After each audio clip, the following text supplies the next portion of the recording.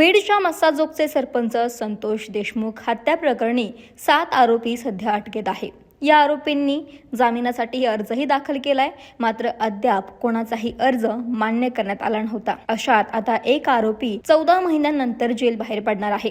न्यायालयानं तशी परवानगी देखील दिली आहे। आता हा आरोपी नेमका कोण आहे आणि जेलमधून बाहेर येण्यासाठी न्यायालयानं त्याला कशा पद्धतीनं परवानगी दिली पाहूयात। बीडच्या मस्साजोगचे सरपंच संतोष देशमुख यांच्या हत्या प्रकरणातील मुख्य सूत्रधार असणाऱ्या वाल्मिक कराड याच्या टोळीतील मुख्य सदस्य जयराम चाटे हा 14 महिन्यांनंतर जेल बाहेर पडणार आहे। मात्र त्याला जामिनावरती नाही तर काही वेळापुरतं बाहेर काढण्यात येणार आहे।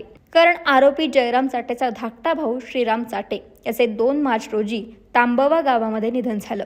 या निधनानंतर हिंदू रीतिरिवाजानुसार 12व्या दिवसाचा विधी महत्त्वाचा असल्यानं त्या विधीला उपस्थित राहण्यासाठी जयरामच्या वकिलांकडून न्यायालयामध्ये परवानगी मागण्यात आली होती।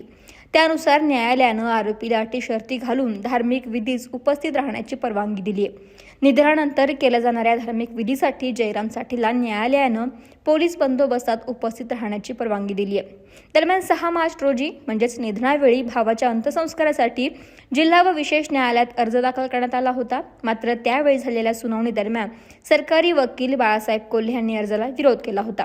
तेव्हा आरोपींच्या वकिलांची मागणी अमान्य करण्यात आली होती, परंतु न्यायालयानं पोलीस बंदोबस्तात 12व्या साठीच्या धार्मिक कार्यक्रमास उपस्थित राहण्यास परवानगी दिली। या दरम्यान जयराम साठेला पोलीस बंदोबस्ताचे शुल्क भरावे लागणार असून न्यायालयानं दिलेल्या अटींचे पालन करणं बंधनकारक असणार आहे।